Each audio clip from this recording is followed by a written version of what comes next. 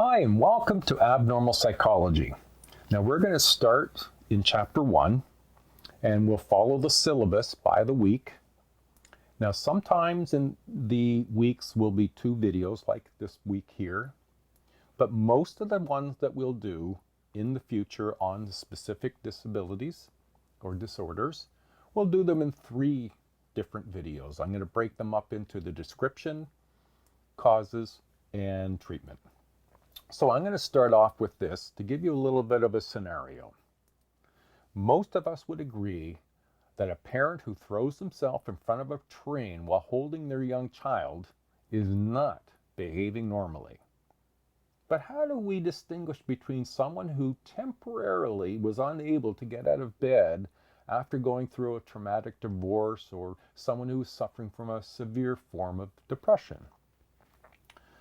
Today, you may have gotten out of bed, had breakfast, gone online or into school for your class, studied, and at the end of the day enjoyed some social media time with your friends before falling asleep.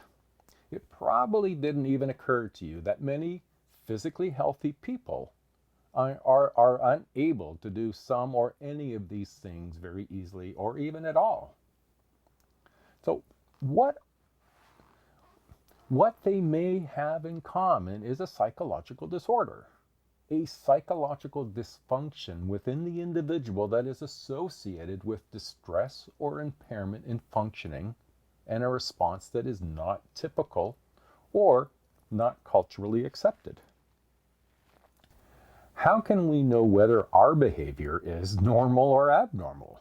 At what point do our fears, our thoughts, mood changes, and/or our actions move from normal into mentally disturbed? We're going to explore the many psychological disorders, their symptoms, their possible causes, and their treatments. Now, just before we start, there are 2 really important points that I'm going to make at the beginning here now, and I'll probably be repeating these points throughout the course. The first point is, do not self-diagnose or diagnose others. You and I are not diagnosticians with years of experience and familiarity with the DSM-5. Now that's the diagnostic tool that we'll explore in this class that's used to make appropriate diagnoses. So don't diagnose yourself or others. 2, this one's a little bit more commonplace, and I hear it when I was walking through the halls from time to time, and I've heard it throughout my career. You've likely got some belief or a limited understanding of what a particular disorder might be like. Now, perhaps you've said, my OCD is kicking in. And you say that because you like to put your notes in a particular order, or you describe yourself as being depressed and therefore you have depression because you had a poor test score. However, in a couple of days, you're engaged with your friends and laughing and socializing. We are going to explore accurate data about psychological disorders, what they are and what they're not. So it's really important, the second point is important because we may not always be aware that for someone diagnosed with, by a professional with OCD, for example, obsessive compulsive disorder, or depression, hearing others who self-diagnose or use the terms very loosely, it can be very discouraging and reflect a misunderstanding of what they themselves are genuinely experiencing. So let's first ask the obvious first question, and this is how we're going to get started. What is abnormal behavior? Like, how do we determine when our behavior is abnormal and when it's not? And what is abnormal psychology? So let's begin with a brief, if you will, definition of what is abnormal psychology. From your textbook, the definition is, abnormal psychology is a branch of the science of psychology that addresses the description, causes, and treatment for abnormal behavior patterns. Now, there are various criteria that are used to define abnormal behavior. Psychologists generally consider behavior as being abnormal when it meets some combination of the following criteria. And I'm going to go through 6 different criteria. Now, some of these won't seem particularly troubling, but if you paid attention, it says meeting some. So there'll be a collection of some, maybe 4 of the 6 would be an indicator that perhaps this behavior could be considered abnormal. So the first one, ask the question, is the behavior unusual? Well, this can be difficult as not all unusual behavior causes any alarms. For example, it might be seen by you as unusual that a pole vaulter can jump over almost 20 feet in the air, and usually this is not something most people can do. However, it's not abnormal behavior. Seeing or hearing things that aren't there, hallucinations, they're not there, that may be abnormal. Secondly, is behavior socially unacceptable, or does it violate social norms? Now, social norms is a sociological term, and it's basically the patterns of behavior that we're supposed to follow, that everybody follows. They're norms, almost like it's normal. So social norms are those things that we do to interact and get around. There's some that are informal and some that are formal. Formal norms would turn into laws, and you'd be familiar with some of those. Now, the informal ones, these are the kinds of things that you could do that sometimes you'll get feedback that says, that's unacceptable. I wear shorts all year round I've been doing it over 40 years. I get feedback from people that indicate to me that wearing shorts in the winter is not socially normal. That's them saying I am violating a social norm.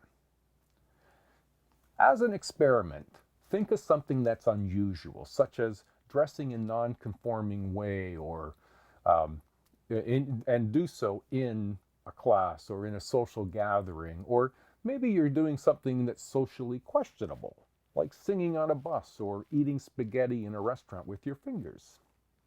Then go out and do the behavior. Now, please, if you choose to do this experiment, avoid doing anything that is illegal or contrary to others' rights.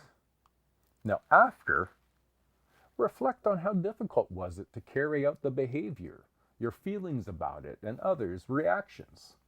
This exercise usually helps us appreciate the importance of social norms. Social norms are, of course, culturally based, and they're different, and differences can occur between cultures. What is considered a social norm in North America may not be a social norm in another country. 3, perception or interpretation of reality is faulty. This too has a cultural component to it. Here again, hallucinations can come to play, as our culture generally sees hallucinations as part of abnormal behavior. In particular, holding unfound beliefs or delusions, such as the idea of persecution. Maybe that Prime Minister Trudeau is targeting me particularly.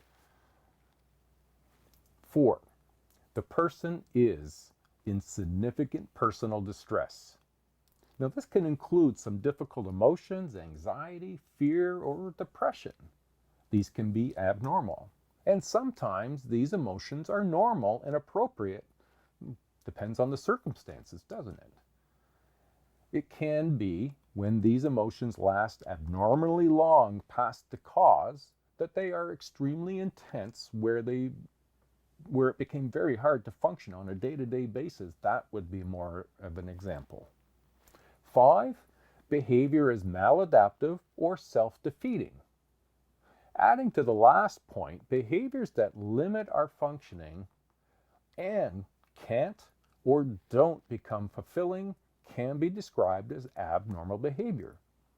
Therefore, this can include an excessive use or consumption of alcohol, particularly when it interferes with one's ability to perform their work, or it affects their own health or their social interactions with their friends and family.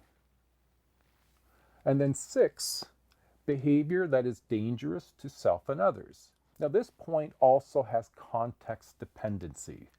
The behavior in one context can be seen as acceptable, while in the same behavior exhibited in a different environment, that behavior would be seen as abnormal.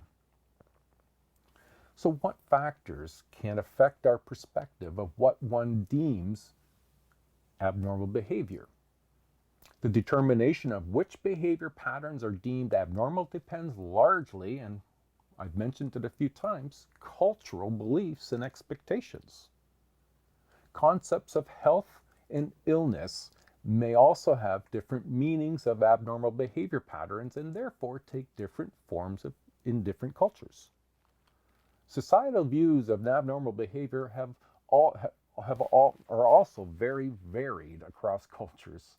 So please keep that in mind, that not every culture holds the same conditions of what is good, bad, right, wrong, valuable, invaluable.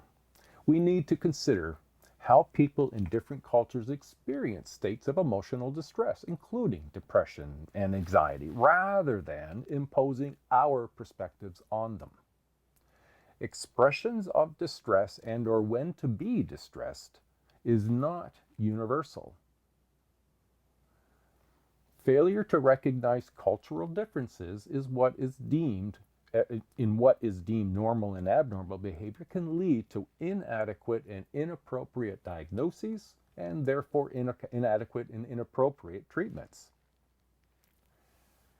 It is here we need to look at different dimensions concerning abnormal behavior. We have identified a means to describe what is and is not, including the cultural variable. Now we're going to touch on how abnormal behavior can be viewed on a continuum, ranging from one side where things are normal, on the other side on the scale they're abnormal. Now, you notice the graphic beside me, maybe a little above me. Most behaviors can be placed on a continuum where the individuals with no symptoms or those struggling don't meet the criteria for abnormality, while individuals with mild, moderate, or severe display of symptoms meet the criteria for abnormality. The present approach to diagnosis is known as categorical. That is, either a person meets the criteria or they do not meet the criteria for a particular psychological disorder. Now, what we're going to do for the rest of this particular video is just to look at some of the more historical perspective of abnormal behavior. How did we get to where we are today? And we're going to do a quick review of the more ancient perspectives and then move to more recent past of how we define and supported people with psychological disorders. And to start, ancient societies attributed abnormal behavior to divine or supernatural forces. It was known as the demonological model. Stone Age skull that have been dug up by archaeologists show that the prehistoric ancestors practiced what they called trephaning. And trephaning is cutting a hole in a person's skull. And at that time, it was believed that this might have been a way to possibly release demons. Now, if you apply modern day medicine to that same trephaning, it might be to relieve pressure, but that's not how they thought about it at that time. There were some authorities in ancient times, such as Greek physicians Hippocrates and Galen, who believed that abnormal behavior reflected natural causes. Now that's important, because Hippocrates, for example, proposed that abnormal behavior was due to an imbalance of humors, vital liquids that were, phlegm, yellow bile, black bile, and blood. Now, the importance of this theory was that it foreshadowed the development of more of a modern medical model of abnormal behavior by which disorders and diseases are seen as resulting from a biological process, not demons. During the Middle Ages, we saw a return to this doctrine of possession. Although the belief in possession was known in the ancient Greeks and Egyptians' writings, it was revitalized by the Roman Catholic Church, and as treatment, exorcisms became a common practice to expel evil spirits and demons from the affected individuals. Later, beginning in the 15th century, people who displayed abnormal behaviors were considered witches. Asylums or madhouses began to crop out throughout Europe in the late 15th century and early 16th century. Often the sites that were formerly the leprosariums, places they house lepers, they were then reused, these buildings, as asylums. The conditions in these asylums, you can imagine, would have been dreadful. And in some, like the Bethlehem Hospital in England, had a circus atmosphere where people could be invited in to observe people with psychological disorders in the asylum, almost as entertainment. The Hotel Dieu out of Quebec City in 1639 was the first asylum in North America. Other such places were around at this time. The care was almost non-existent. It was warehousing. With the rise of what was known as moral therapy in the 19th century, largely spearheaded by Frenchmen Jean-Baptiste Poussin and Philippe Pinel, conditions in the mental hospitals improved. Proponents of moral therapy believed that mental patients could restore function if they were treated with dignity and understanding. Moral therapy had little to do with an ethics code. Rather, it emphasized treating institutional patients as normally as possible and allowing them opportunities to interact in normal settings. Emphasized learning of social norms.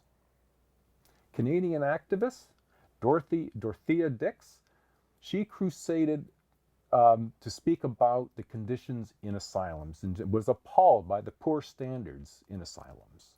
She began what became known as the mental hygiene movement. Unforeseen results was that more patients were taken out of jails and admitted to asylums. As you can perhaps imagine, this created an overpopulation which led to further decline in the moral therapy use.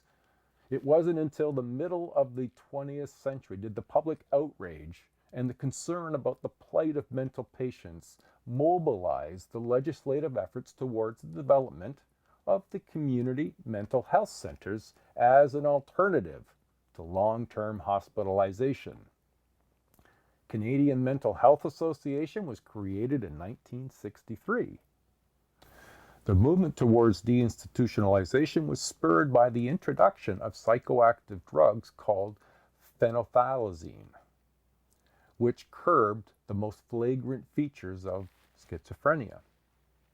Deinstitutionalization in Canada has resulted in many homeless individuals with mental health issues who got lost in this transition from psychiatric institution to largely inadequate community mental health services. Deinstitutionalization did have some positive effect on reducing psychiatric hospitalizations significantly. However, this approach began to narrow its scope, and it left many without support and falling into homelessness. Canada's response for more comprehensive mental health policy, well, in 2007, the federal government announced funding for the Canadian Mental Health Commission in order to implement a national mental health care strategy. Well, that brings us to the end of part 1 of chapter 1. Now, we explored what is abnormal behavior and abnormal psychology. We also began our review of the history of how we got to where we are regarding psychological disorders. Next, in this same week, part 2 will be, we're going to look at more contemporary perspectives. Abnormal behavior may be viewed by many contemporary perspectives, and we're going to begin looking at the medical model, and it conceptualizes abnormal behavior patterns like physical diseases in terms of clusters of symptoms called syndromes, which have distinctive causes that are presumed to be biological in nature. We'll also look at the psychological perspective, where they consider the thinking and the mental aspects to explain abnormal behavior. The sociocultural views will consider the bigger social context, where the interactionalist perspective has encouraged a more interactive of multiple factors, including biological, psychological, sociocultural, and environmental factors into a sort of all-encompassing model. All right, so that's the end of part 1. We'll see you in part 2 in part 2. Okay, bye now.